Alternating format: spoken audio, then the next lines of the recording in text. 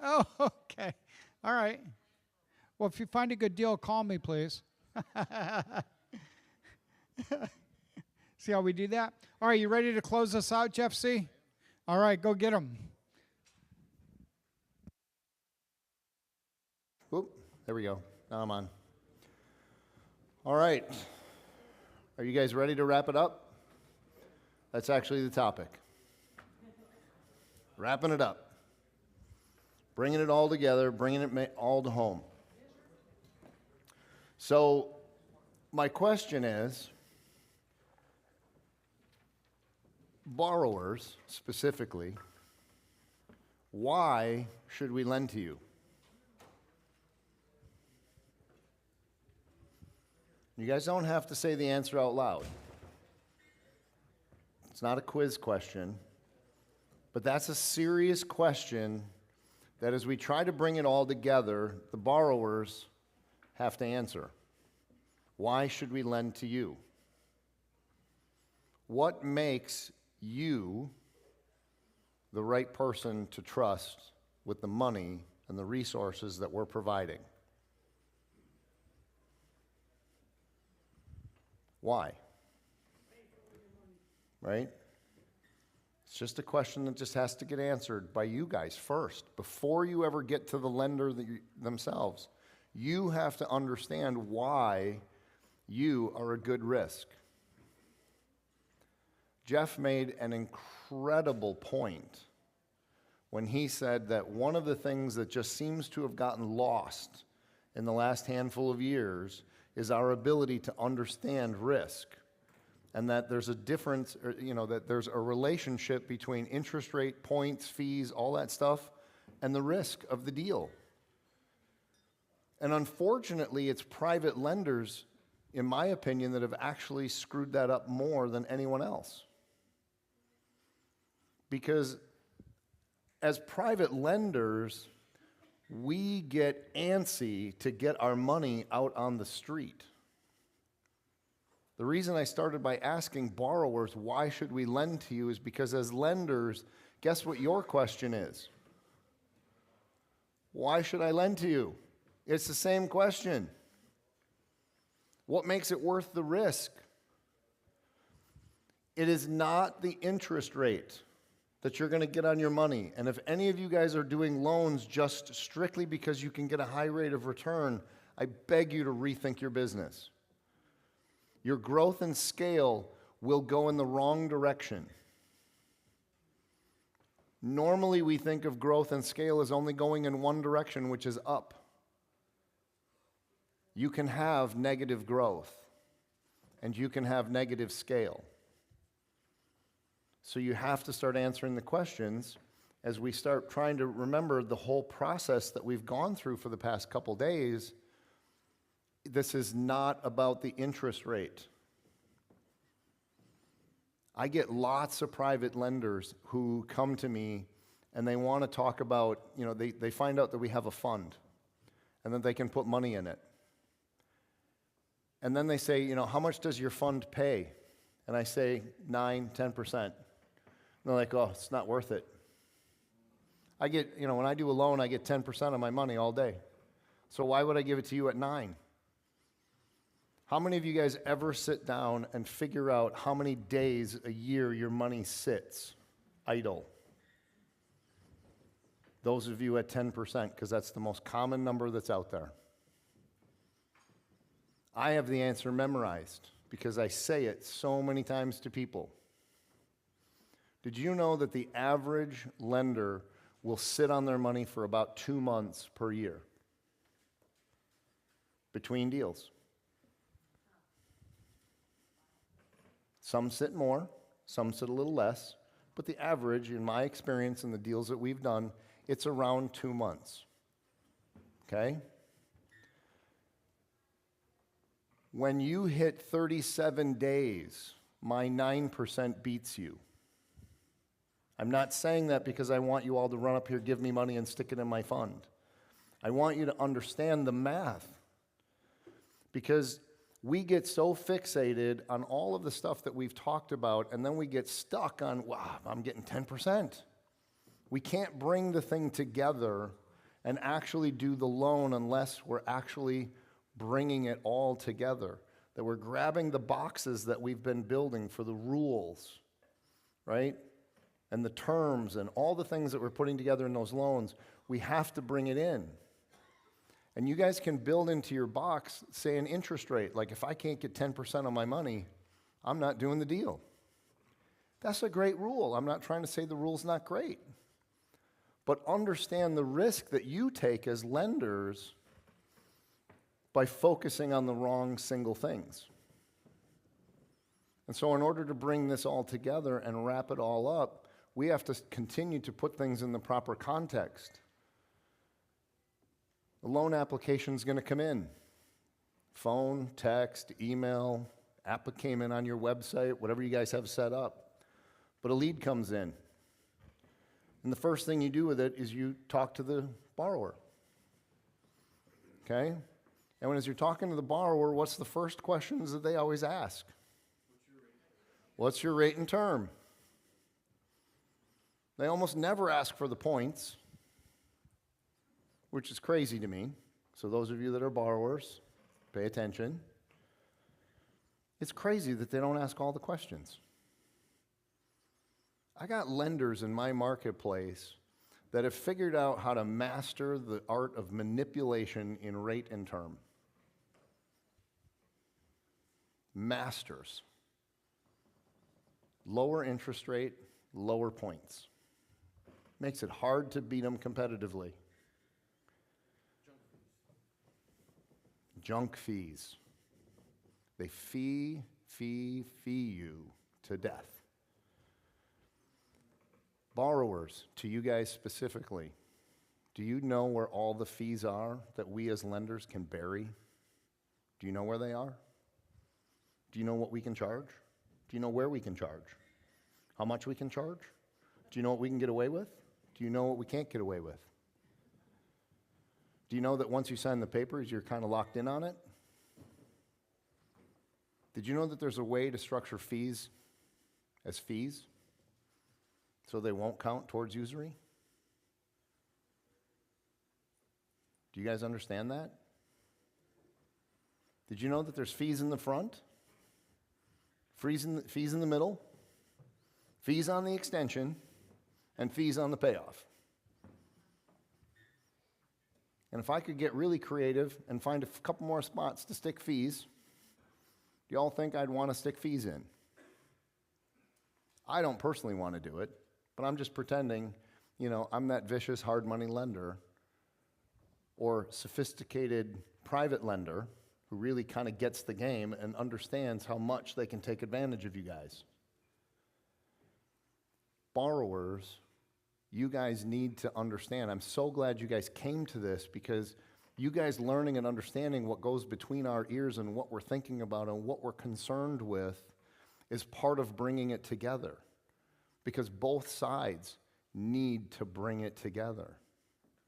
Because in the end, if both sides aren't in agreement on how to do this, do you have a deal? You don't. And how much money does each side make when there is no deal? Nothing. Zip. So we have to find ways to take the boxes that we're creating and assemble them in a fashion that makes it easy to do business for both sides as lenders, to have a set of underwriting rules and criteria that we're going to go through that helps us adjust the risk, or at least analyze and understand it, so that we can appropriately price our loan that we want to do. That's bringing it together on the lender side. On the borrower side, you guys have a job that's actually very similar. Your job as a borrower is not just to get it under contract, get it to the closing table, and go make a shit ton of money. I swear on that one, because that's what happens way too many times. Not every borrower, but there's enough that have been taught by the gurus that Jeff was just referring to in the wholesaling sector. They're in every sector, though, because they're there to sell you sexy. Why do they want to sell you sexy? Because it's all about the money. And the truth is, they don't care whether you're successful or not in most cases. And most of the time, as you guys come through different things like this, and this is the thing that, it's one of the things I love the most about the Dealmaker community. It's the care. It's the kindness. It's the collaboration. It's the sharing of knowledge completely and totally openly and transparently amongst ourselves. Not that this probably has never happened, but I have never been on a call, and I have not ever been to one of the events where I've ever heard anyone even insinuate, hint at, trying to take advantage of a situation financially. It's so amazing. That is bringing it all together. We have to bring both sides of the party together to collaborate. Because without each other, we're not a team, and without each other, there is no deal. I could say that 50 times, back to back. I would only hope and pray it would actually sink in as far as it should. Because there's nothing more important than our collaboration and cooperation with each other. We can talk about, foreclosures, deed in lieu, we can talk about all the bad stuff. And collaborating really well on the front end will eliminate like 98% of it. We're never going to get to 100% perfection on all of our loans. But if we can figure out how to work together and both sides see and understand what's important to the other, life works really good. My least favorite thing in the 15 years that I've been lending money out to people, my least favorite thing is when a borrower calls me up and starts asking for discounts. Now, on the surface, just to be fair, I don't mind if they ask me the question, would you do it for less? That doesn't bother me. They're in business to make money. I can understand that they're just trying to work on their profits. I can respect that as a business owner because that's my job, right? To have profits for myself too. So I can understand and put myself in their shoes and relate. That's not offensive. What's offensive, though, is if you say no and you give them a reason and then they attempt to beat you up. I had a borrower call me up one day and argued with me because I was declining his loan because it was a horrible deal. And he told me, paraphrasing the whole conversation, that I had to do it. I have to give him the loan. His ARV, just to pick out a couple things, which will be pretty obvious red flags for all you guys, his ARV was somewhere between 1 million and 1.5 million. That's a big enough spread that tells me there's no experience. I'm instantly turned off by the deal because you're not even close. And I can go, like if somebody came to me and said, it's between 1.1 and 1.2 million, okay, I can get that. It's a big enough property that it can have a $100,000 swing in it. I'm going to pick the conservative side as the lender and go with 1.1, assuming that I can verify it at 1.1. But I'm going to pick the conservative number, but not offensive. Being told that you have to lend them the money because if I don't lend them the money, they're not going to make money. And that if I give them the loan, I'm going to make money. I'm not trying to say this to be righteous, but you know what? I do understand that it's not about the money. Money's important. I'm not trying to minimize this in any way. We all need and want to make more money. That's why we're here. But it can't be number one. If you guys want to bring it together, it needs to be number 2 or 3 depending on who you are and where your priorities are sitting. But it can't be number one. If you guys bring it as number one, guess what doesn't work? The relationships don't work. They stop working. The box of rules that we just spent 2 days, 2.5 days going through and designing and talking about, and then guess what else doesn't work? The box doesn't work. The rules don't work. It's really, really hard to work together in a collaborative fashion if you pick one thing and make it the only thing that the business is about when it comes to money. If that's your only mode, I promise you, you guys will have some success with it, but it will catch up to you. And then we're going to be having all the difficult conversations of, what do I do because this deal went bad and my borrower won't call me? And, I was expecting to make 12% on this loan, and now I'm getting screwed, and I'm going to lose 50 grand, and what do? You made bad choices.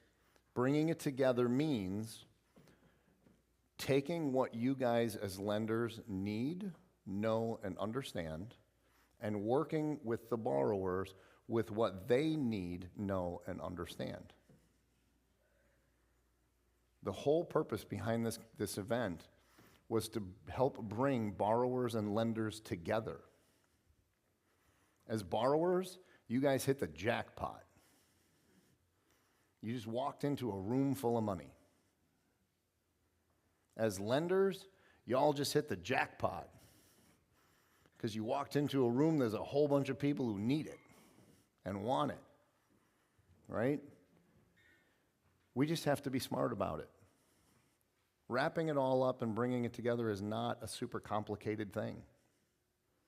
But again, my job is to make you guys think about things and force you, as best I can from the stage, to consider things that you don't normally think about as you're doing things.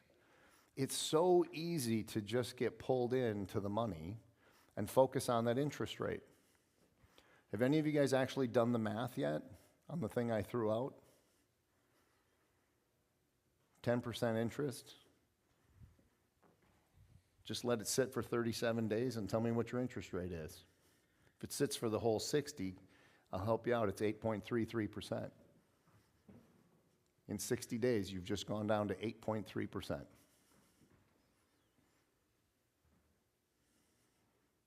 Which is more important, 10% or keeping your money busy at a good, healthy rate, right? I see private lenders who, again, get stuck on the numbers. That's not bringing things together. That's no different than the flipper who told me I have to lend him money because he needs to make money. And this is a big payday for him. How many of you guys have ever had borrowers call you up and every single part of the conversation was I'm going to make money. I'm going to do this. I'm that. I'm whatever. And everything has I in it. How many of you guys have heard the what's in it for me thing? I assume everybody. How many of you guys actually use it on a daily basis? Intentionally. When you guys do deals, you all have to ask yourselves, what's in it for me? And that part is natural. Whether we're consciously thinking about it or not, we have to judge what's in it for me. Because if it's not worth it to me, I won't do it. Right? But we have to also shift to what's in it for them. This is how we keep our money busy. This is how we build up a reputation. This is how we get repeat business. This is how we keep our marketing costs in the toilet. This is how you're able to go out and ask for referrals because you're consistent. Consistency leads to easy. If you're consistently doing things in a very simple pattern that makes a lot of sense and it's easy for the borrowers to understand, borrowers will come back. Because consistency equates to easy. I just know what you need. I just know what you want. I got a deal, fits your box. You're the perfect person for me to come to. I like you. Nice glasses. I want to do business with you because I love the taste that you have in the style of your clothes and the way that you talk and communicate with me. It's like we connect. That's how you build business. It's crazy stuff. I mean, I'm picking on his clothes. But that is the reality because we're human beings with two eyeballs. And we judge. And we do all kinds of other crazy stuff, whether we realize it or not. I don't remember what day it was, but I asked the question about being discriminatory lenders. Every single person in this room is a discriminatory lender, whether you acknowledge it, think it, agree with me or not, you are. And learning to work together means you have to understand that you are that because you do have criteria that's in your box that's discriminatory. But it's done on purpose that way, right? We just need to stay away from the stuff that's protected, right? We don't discriminate against male and female. We don't discriminate against their race, creed, color, any of that stuff. People are people, good people. But if someone shows up and you don't connect with them, you're going to discriminate. You're going to discriminate against neighborhoods. I've had borrowers ask me, like, why do banks and stuff put minimum loan amounts? Or why do hard money lenders say, I won't give a loan less than $100,000? Did you know that's a way of actually staying compliant on discrimination laws? Anybody ever thought about that? I don't want to go into certain neighborhoods, but you can't discriminate against a neighborhood because of the ethnicity or the financial level of the people that live there, right? Sometimes I can turn into a protected class. But if I set my minimum loan amount to be higher than what the neighborhood can support, guess which neighborhood I never end up in, right?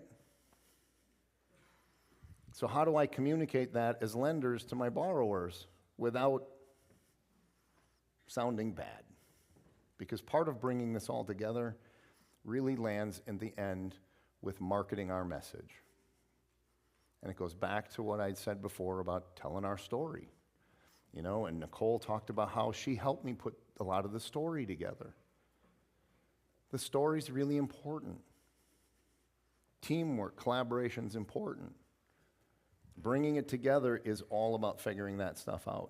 And I can keep running in circles on this for an hour and a half or 2 more or 5 more hours until you guys all smile and go, yeah, I get it. That's what it needs to be. Bringing it together. How many of you guys have started thinking about your processes and procedures? Fantastic. That's way more of you than I guessed. And I don't mean that in a bad way. I mean, it's nice to see you guys actually putting in work and effort inside, even if it's just in your head, live and in, here while you're still here in case you have questions about it. That's awesome. Because it's those policies and procedures that are also part of putting it together because we got to bring both sides together. So when that loan application comes in, what is your next move? If somebody emails you, do you email them back? Or do you call them? If somebody sends you a text message, do you text them back? Or do you call them? Or email them? Like, do you respond to them in the exact media that they sent to you?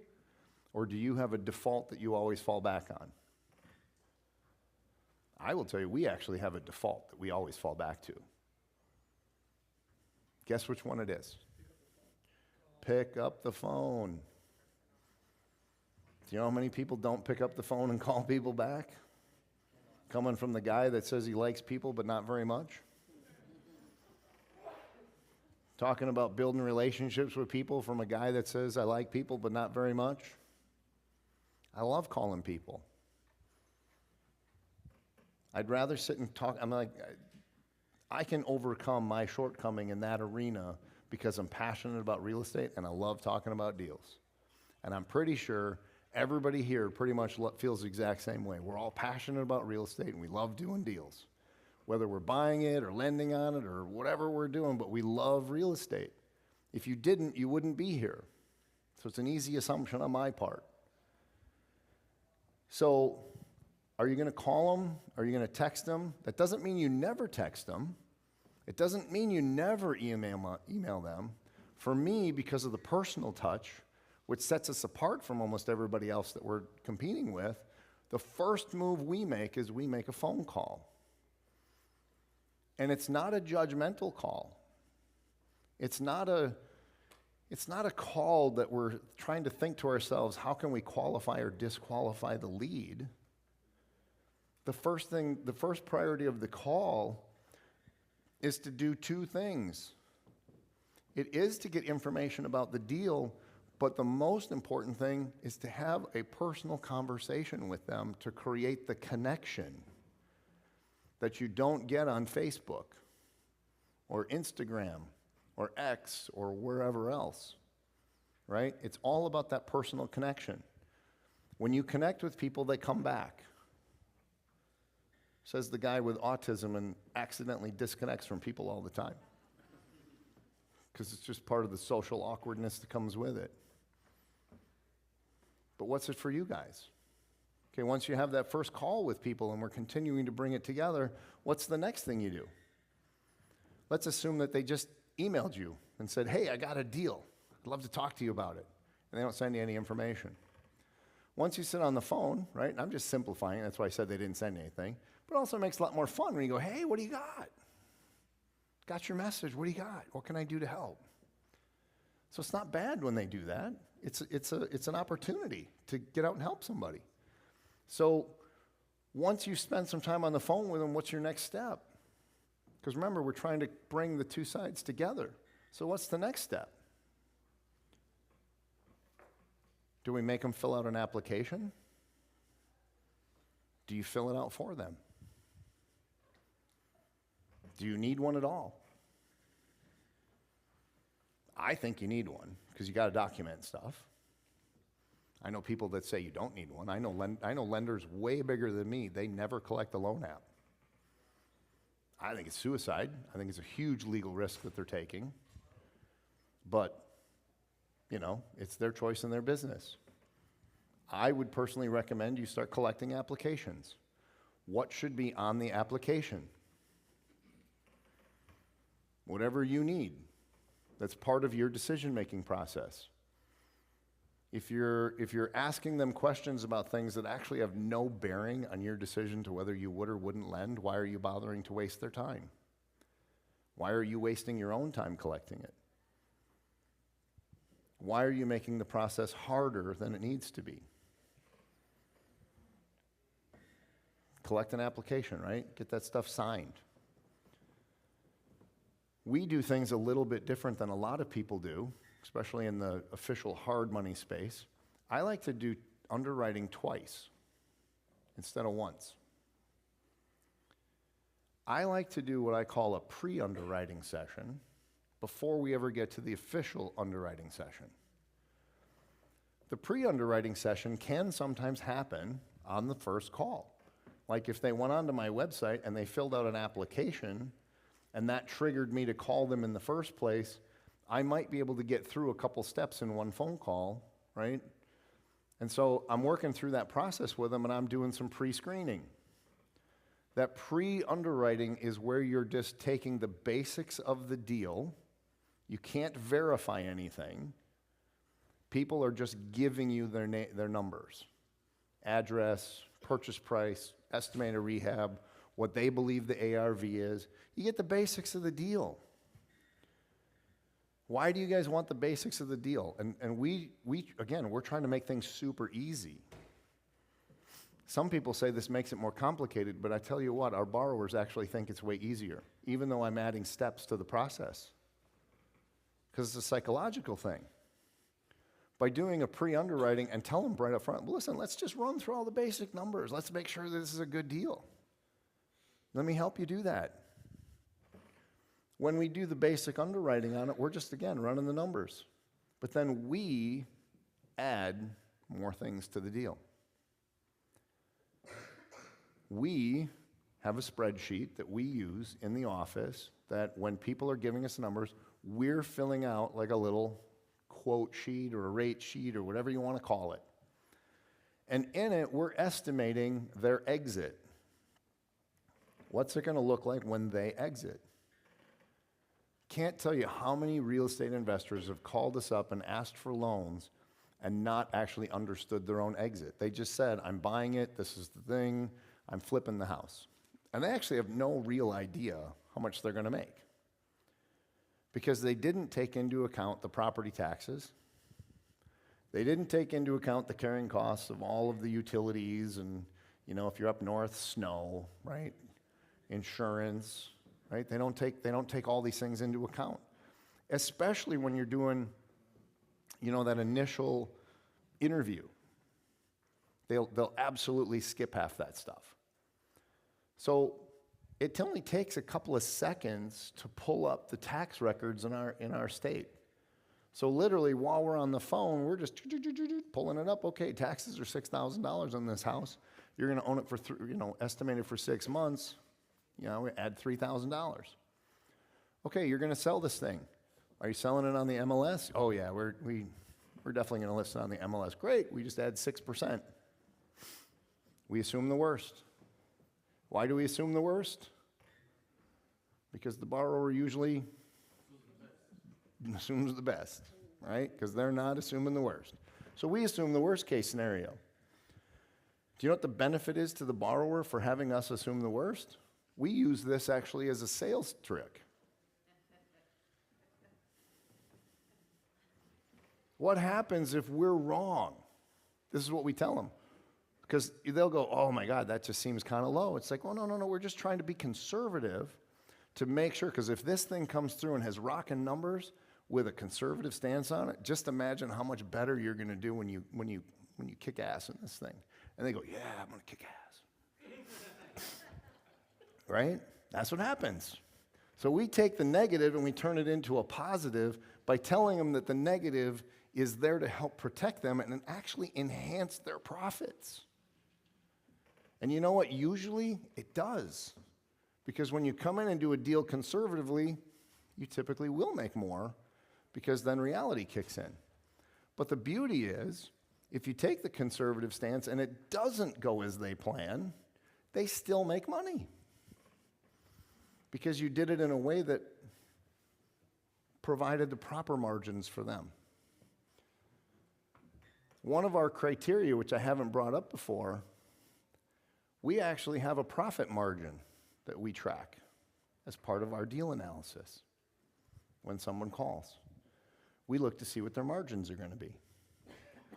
If it's 15% or less, it's going to be a tough one for us to even try to work on. You know how easy it is to blow 10%? Go 10% over budget? You know how easy it is to go 15% over budget? Pick a threshold for yourselves. Pick the deals. But again, take the negatives, right? Because we're trying to bring it together. We're trying to bring the lenders and the borrowers together. Take the negative and show the borrower why it's actually a positive. Because everything has two sides to it. It's all a matter of perspective. So show them that you being conservative and trying to ensure their profitability is an amazing and good thing. I actually tell people point blank. It's like, listen, I really need you to be profitable. I need you to make way more money in the deal than me. Like, I need that for you. Why is that? Because if I can help you do better in the deal, and I go, selfish motivation on my part, but if I can help you make more money in the deal, how likely are you to come back? And they go, well, of course I would. I'm like, exactly. Like, this is how we build relationships, because we truly want to act like your financial partner in the deal and help consult for you so that you make the maximum profit in your deals. Do you know how many lenders actually take the time to do that for their borrowers? It's not very many. I'm not the only one, but it's not a big pile. We get hung up on certain aspects of deals. But I literally have spent the time from a psychological perspective Now, this person's name has not come up before, but I actually really took this to heart when I met David Tilney. And for those of you that have ever taken one of David's classes, which he teaches hassle-free property management, you understand that David's paperwork that he uses to run his rentals is 1,000% psychologically driven, because David went to college to become a psychologist, psychiatrist, or something along those lines, but it was all psychology that he took. And he leveraged and used that to build his paperwork. And for those of you that haven't taken his class, when he says it's hassle-free, I'm going to tell you right now, I'm a horrible landlord. I'm a horrible landlord. I'm super patient in this world. I have lots of tolerance. I can ride stuff out like most people can't even begin to dream. But I have a hard time with tenants because when things go bad, you get lied to.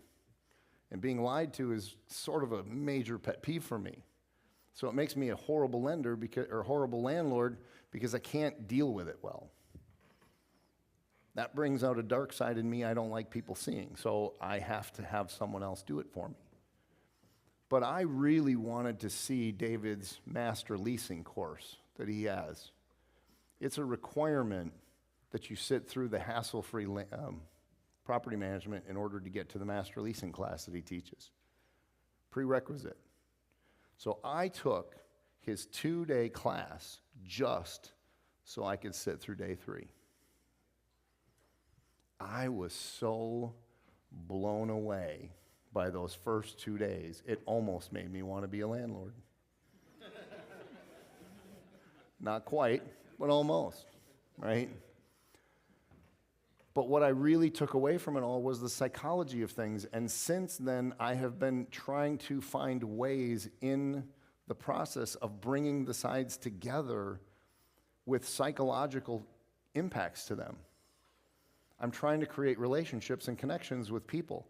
I want my staff to connect with people. I want the relationship to be built. I want people to feel good. I want them to feel like we're easy to do business with. I want them to feel like we care. So we take every negative and we turn it into a positive. Almost every time. I can't tell you every time because sometimes there are just negative things that come up that it's just negative. There's just nothing you can do about it. Because the deal is not a good deal, right? There's problems with it. The numbers don't work the way that they should. So what do you do after you start doing pre-underwriting? If the deal's going to work in pre-underwriting, well, start collecting all the docs that you really need. What docs do you guys need as minimums, right? Because depending on your state, you may need more or a little bit less than this. You really need an application. You really need a copy of their driver's license. Please don't wait for the title company to collect it for you. Get one up front. You know why? Because then you can provide it to the title company so they can actually help you verify identity at the closing. Because sometimes you're collecting applications from someone over the phone or whatever. Maybe they're a referral and you don't have the same relationship with them and you don't know them personally. You don't know if it's really them. They could send you anything you want. But what I've discovered is people are lazy. And because of that, they will trip themselves up if they have to do the same thing twice. It's just one of the things that we've kind of discovered about people and human nature. So we ask for it up front as part of our packet. We make them take a picture, scan it, whatever, and send it to us. Right? You need the LLC docs because you need to know it's not what the LLC docs necessarily say, although there are some things in there you want to look for. But the biggest thing is, who are the signers? Who are you doing business with? You need to find out if they're married, especially if you're in marital property states. You need to address those issues. It's part of bringing it together. What do you do when you say to the borrower, well, because you're married, I need your wife to come and sign on the mortgage when you guys close this thing? And they get upset with you because, like, my wife has a job, she's not coming. And you say, I'm sorry, I can't do the loan without it. Because that's the answer almost everybody gives. Yeah. The borrower has an LLC, Mm-hmm. and that person, say he's the only member of the LLC. Yep. Do they still need to have their wife, who has no connection on paper to the LLC, sign the mortgage? So that's an it depends answer. Okay. The question was, is if you have a borrower who is borrowing the money in a single member LLC and they're the only member, do you still need their spouse to sign? Personally, I say yes. But it will depend on how the laws and things relate in your state because of marital property laws and other things that exist. So it's an it depends answer. I personally still say yes. Why? Because let's just assume it's the husband, because unfortunately it is more of a male-dominated industry. I wish there were more women in here, so I'm super excited to see how many we have here. But when the husband or man decides that he's going to do things, because he's the one who's always going, I want my wife out of this, he's signing on behalf of the family. He's obligating her to financial responsibilities that she's not even necessarily agreeing to. And if you go and end up having a deal go bad and you have to go stand in front of a judge and you're trying to say, Your Honor, she needs to be half responsible too, and she's going, I don't know anything about the deal. I didn't approve this thing. I didn't sign it. Now go after the personal guarantees and try to collect it. You restrict yourself a lot by not saying you need it anyway. Would it help in the scenario that I just gave to have the wife sign the personal guarantee? Yes, that's where you really want her as on that personal guarantee if she's not in the LLC. But you really want to collect her signature. Now, luckily for us, and I don't know how this is in other states, it is possible for a spouse to declare that they are in fact making this decision and taking out the loan on behalf of their spouse with their consent. And that does hold up in court in Wisconsin. So I can collect signatures on mortgages and notes without a spouse and still hold the spouse responsible. But that's not necessarily normal because I don't know all 50 states. So I'm assuming the worst case scenario and that it's unique to us. It's probably not. But it's better to collect the signatures because then it's a lot less questionable, right? So as you collect more docs, what else do you guys think you need besides the basics I just listed? Which document did I actually not say? Anybody think we should collect a purchase and sale agreement? How do we even know what the heck we're lending on if we don't have a purchase and sale agreement? How do we know what the terms are? One of my favorite things is when the borrowers make a cash offer and then come get financing. Some title companies will overlook it and not care. Some title companies are really, really strict and literal, and if the purchase and sale agreement says this is a cash deal, they will not close with a lender, period. They won't close. You have to get an amendment done on the purchase and sale agreement to change the finance terms in the purchase and sale agreement to allow financing to come in. I usually tell borrowers, it's like, listen, if you're going to make a cash offer, make a cash offer.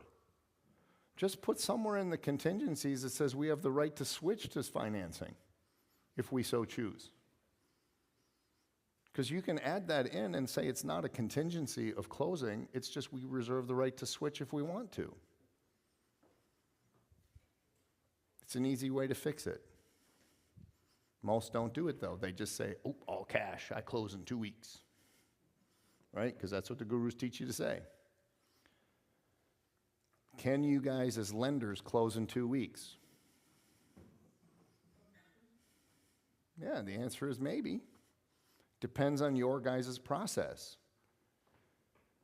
It depends on how deep you guys want to go in your underwriting and how much proof and verification you want to do to make sure that you know what you want to know about the borrower and the deal you're doing. Your schedule could potentially be very busy. Let's just say that you guys are on vacation for the next 2 weeks. You're out of town. Are you going to close in the next 2 weeks? Probably not. Most people aren't set up at their bank to be able to just log in and shoot out wires on the fly. There's a lot of people that are because they were smart enough to go in and tell the bank that's what they wanted to do, but a lot of people never thought about it. That's why I bring it up. If you want to roam around the country and be able to wire money from anywhere, go talk to your bank. My bank, because of the volume of loans that we run through there, we're considered a high-risk business to them. We run way too much money through our accounts every single month. It's coming in, coming out, coming in, coming out as we're closing and paying off loans constantly. That makes the bank nervous. At least that's what they tell me. Makes them nervous. I think it's just a way for them to charge me more fees.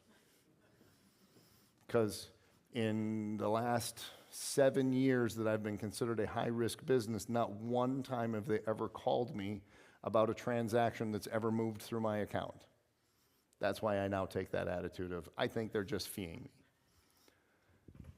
Nothing I can do about it. It's the cost of doing business. It gets passed through one way or another, right, ultimately to the borrower. Once you start collecting all this paperwork, then what do? You verify everything.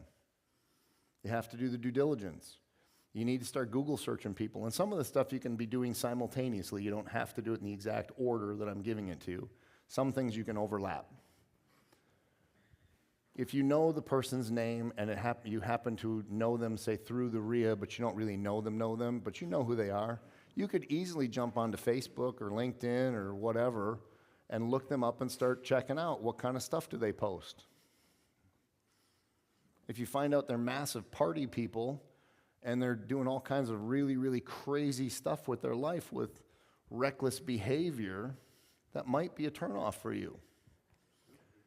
You know, you may say, I'm not willing to lend to somebody that appears to be this reckless with their life. That sucks to have that conversation with the borrower when you say, you're too crazy for me. You know, it feels a little weird and awkward to me because I don't even drink. So I don't know what it's like to be crazy. So everybody's too crazy for me, you know? So you start doing all the background checks on people. Check your state records. Look up their LLCs. Start verifying good standing on your own. Even if you're still going to request the letter of good standing, go look it up yourself just to see. You can do it in like 30 seconds to a minute. We are talking most of the stuff for verification you can do super fast. Some of it takes a couple minutes, but most of it you can actually figure out really fast. Yes, ma'am. If you're a real estate agent, you have access through your broker to an actual. Hang on. Oh, Mary, are you talking? Yep. Okay, hang on a Oh, second. no, not Mary. Oh, who was it? Next. Oh, Suzanne. How many of you guys have met Suzanne this week? Rockstar Suzanne? Charlie?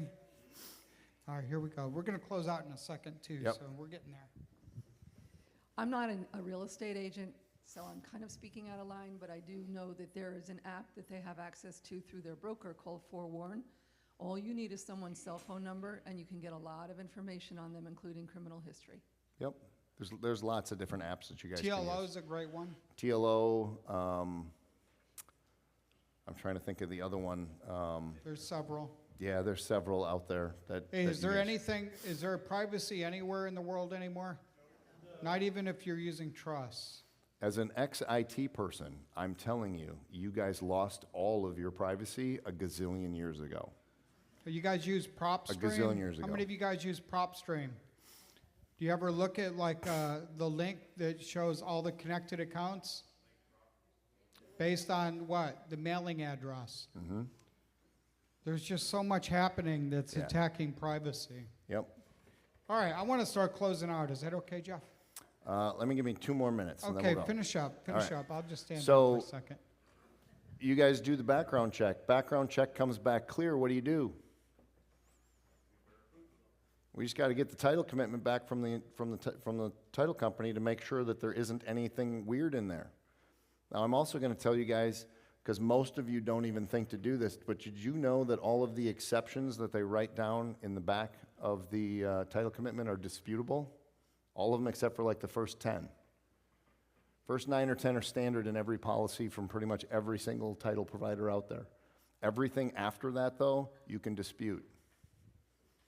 We dispute all of them on behalf of the borrower, because I know borrowers don't do it. So we dispute them. Every single one of them. Fight hard.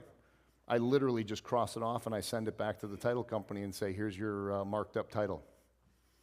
And then they come back and say, we can't take this one off. I'm like, great, well, I just eliminated 9 exceptions. That's fantastic. And if it's a problem, I'll still fight for the one. If it's something stupid and petty that's going to get taken care of at closing anyway, it's not worth the fight. It's going to get cleared out. I'll just add it to my closing instructions as a requirement that they clear it. Then I don't have to remove the exception. But I fight all of it, okay? Once you get the title commitment, you go to closing. Fund the deal, send the money. I break up the closing itself into 2 parts as part of my closing instructions.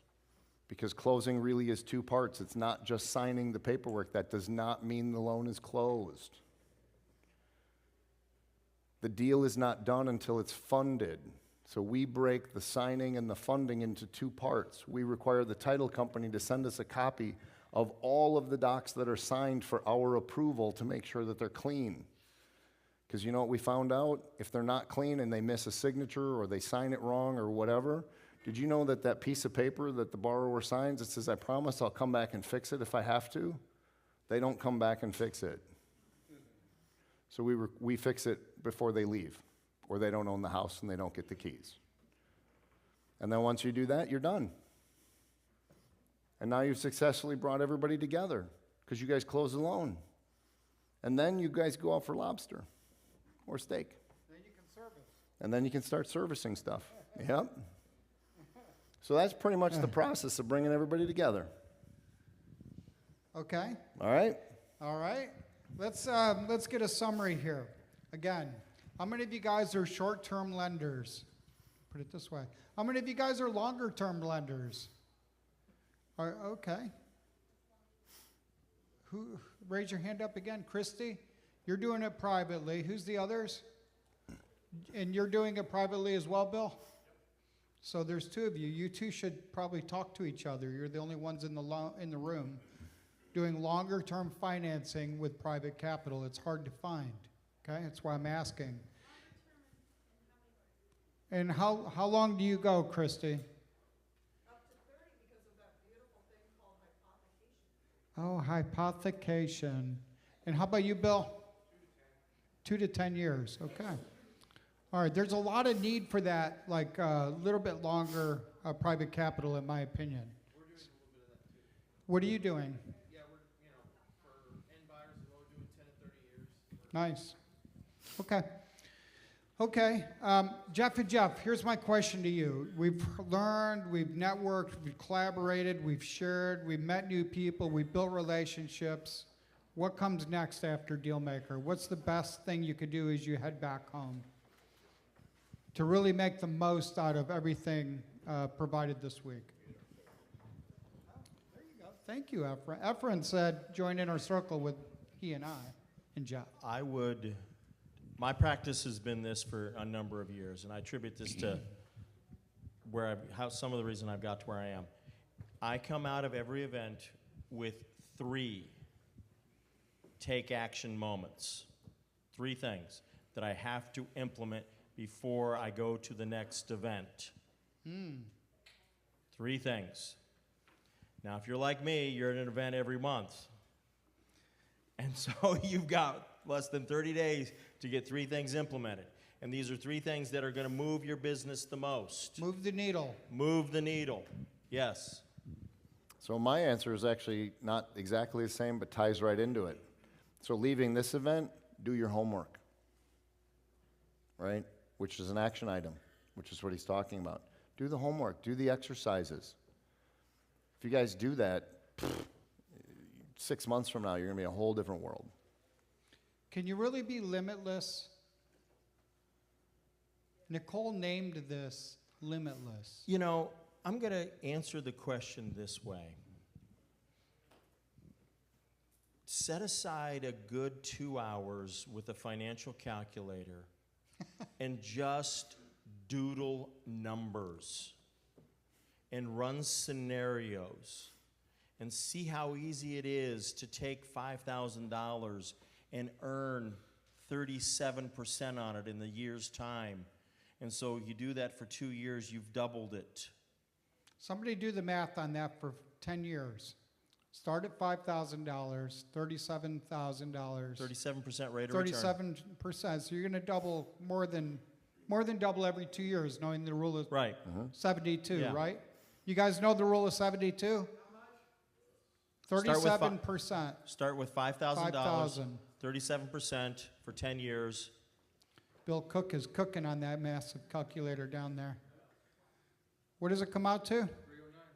$309,000. $309,000? Are you kidding me? Do you guys know how to earn a 37% ROI now? We said at the beginning, lending, you're going to be between 10 and 50, or even a little better. So it's a lot. That's a good point, Jeff. Yeah, and I just sit down and doodle the numbers. What does your co-lender, underlying lender need to make? What do you need to make? How many points? At what interest rate spread? Develop your formula. What is that? What do you plug into your homework box that this is your go-to beginning? Yep. And then let it rip, because I won't do a wrap loan unless I make at least 37%. So who are the landlords in the room? Landlords? Yeah. Yeah, guilty as charged. At some point, you have the option to convert some of that equity, Jeff, to cash flow. Because your equity has grown a lot the last 5 years. Would you agree? So what if you could take some of the equity from your rental portfolio and put it to work? Let's say you've got $250,000 and you lend it and you earn 37% for 5 years. How much is that number, Bill Cook?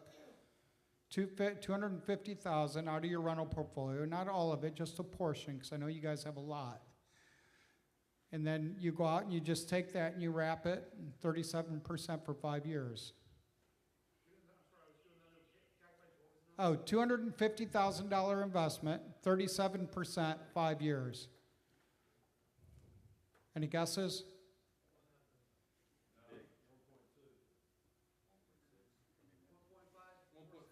1.56. It's a lot. And all you did was take I'm assuming you've got a good sized rental portfolio, but you take a portion of it and just do this, okay?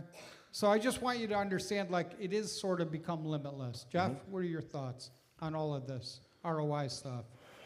Man, I was actually asked by Patricia if there are any classes that can be taken in order to really learn finance.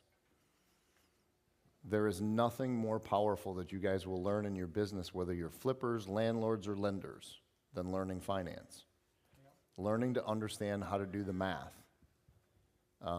My best answer is because there really just isn't a lot of places out there to really get into this other than say college courses and stuff like that, which isn't specific to our industry. But I did tell her I would go check out Coursera.com, which is course, C-O-U-R-S-E, with an R-A after that, .com.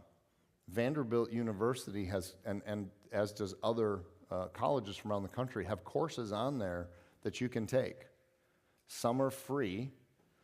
Generally, it's free if you don't take the test for the certification. So there's a lot of things we don't care if we get certified, just want to take the classes. There are classes on there that I've seen, that I've looked at. If you want the certification, it was $49. I bet you there's MBA and all kinds of financial stuff in there for everybody to take. You'll just have to pull out the pieces that matter to you for your business. There's another alternative. Coursera. Gary Johnson. Yeah, that's exactly How one. about Gary Johnson? Gary. How Gary many of you Johnson's- guys have been to Gary Johnson? There you go. Would you agree? How many of you are frequent flyers or frequent offenders at Gary's class? Yep. Yep. Good stuff. Jake, I think that's where you and I met. Yep. I'm just going to talk about him for just a second. Our friend Kalel Mullings is going to get picked up in the NFL draft. Sat through Gary's class, paid rapt attention, understands what he's doing. He's going to go carry the rock in the NFL for 3 years. After what Gary's taught him, he's not going to lose his money. Yep. It's a beautiful thing, isn't it? Yeah. All right, so structure the way you need to create the return that you're looking for, whether it's short term and you're at 10 and 2, or if you're like some of these vicious hard money lenders, 15 and 5. Oh my goodness. Greedy. Or whether you're going to wrap and do even higher. But kind of figure out where you need to go, how much cash flow you need, what your future looks like for the next few years. And I like Jeff's idea of block some time and run through the calculations. Okay, it's not hard. Any final words of inspiration, Jeff and Jeff? What do you guys think? From the words of Nike, do it. Do it, Jeff. Just how about do you? it. Refuse to quit. Ooh, that's the story of my life. Refuse Yeah. to quit. Who's going to take that challenge? Everybody? How many of you guys are looking to do your very first private money loan in the next 6 months? Okay. You can do it. I know it. I told you in my opening that I believe in you. This is thing, you've got the connections, you've got the math, you've got the documentation, the underwriting, everything this week to put that whole thing together. Any final thoughts, Jeff? I'm going to do something a little embarrassing. Oh. I'm okay. going to tell my 2025 goal Oh. so that oh, everybody good. can hold me accountable to it. It may seem modest, but to me it's a deal. It's a big difference maker. I want to do deals to where I increase my passive cash flow by $300 a month every month. So at the end of this Oh, I year, like that. I have an extra $3,600 a month.